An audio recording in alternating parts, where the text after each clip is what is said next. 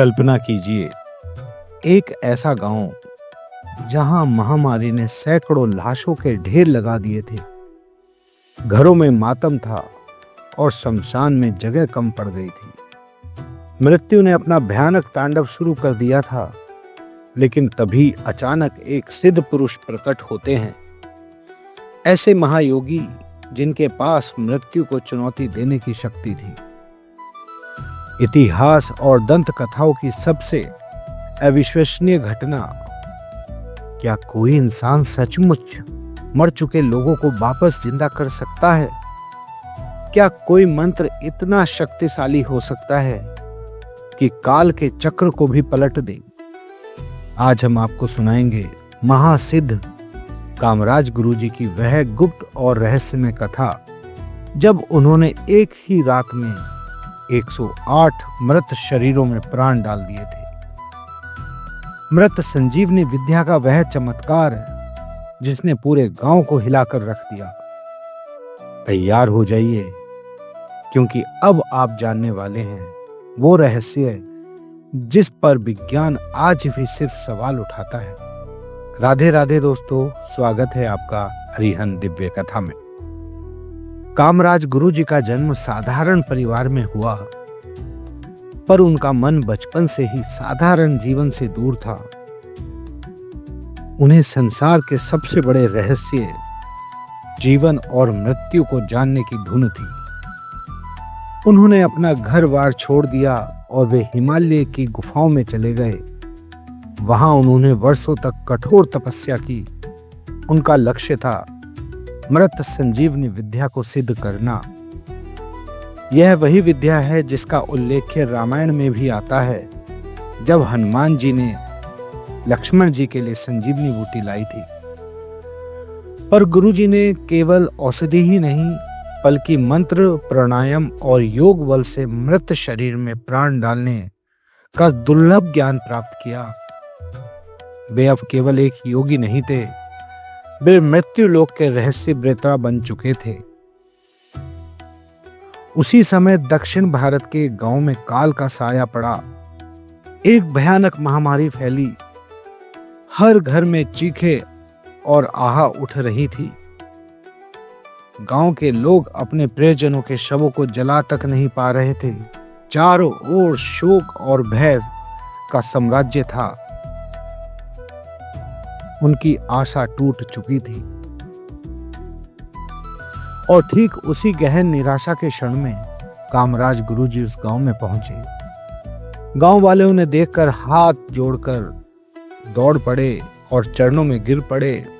गांव वालों ने हाथ जोड़कर कहा, गुरुदेव, आप ही हमारा अंतिम सहारा हो।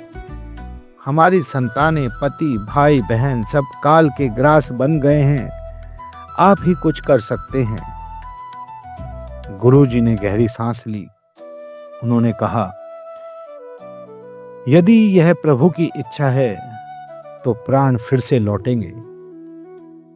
गुरुजी ने गांव वालों को निर्देश दिए।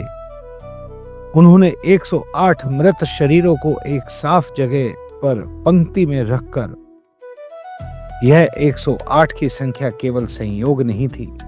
रात्रि के गहरे अंधकार में गुरुजी ने अपना अद्भुत अनुष्ठान आरंभ किया।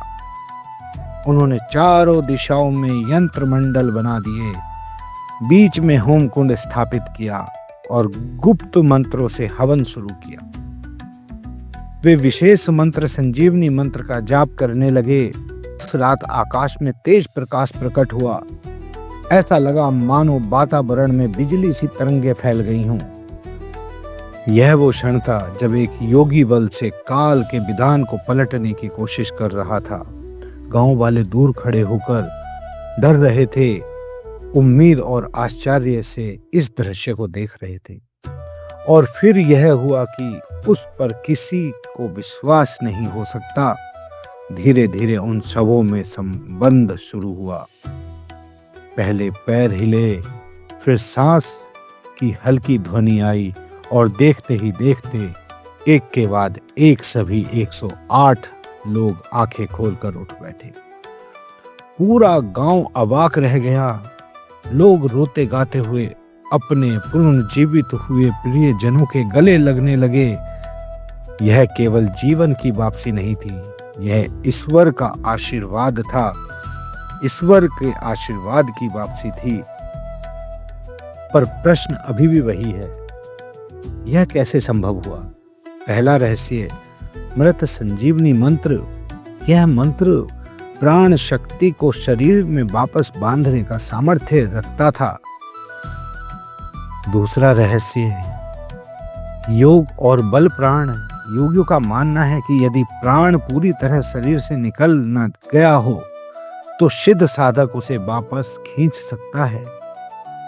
और तीसरा रहस्य, 108 संख्या वाला महत्व। हिंदू धर्म में 108 ब्राह्मणीय पूर्णता का प्रतीक है।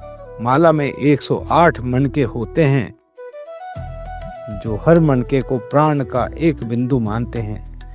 गुरु जी ने इसी ब्राह्मणीय संतुलन को साधा। गांव वालों ने गुरु जी से रुकने की प्रार्थना की, पर उन्होंने मना कर दिया। उन्होंने कहा, हे लोगों, यह मेरा नहीं, परमेश्वर का काम है। जीवन और मृत्यु दोनों ही ईश्वर के हाथ में है। इसे चमत्कार मत मानो, इसे आशीर्वाद मानो। फिर वे वहां से अंतर्ध्यान हो गए। लोग उन्हें मृत संजीवनी सिद्ध पुरुष कहकर पूजने लगे।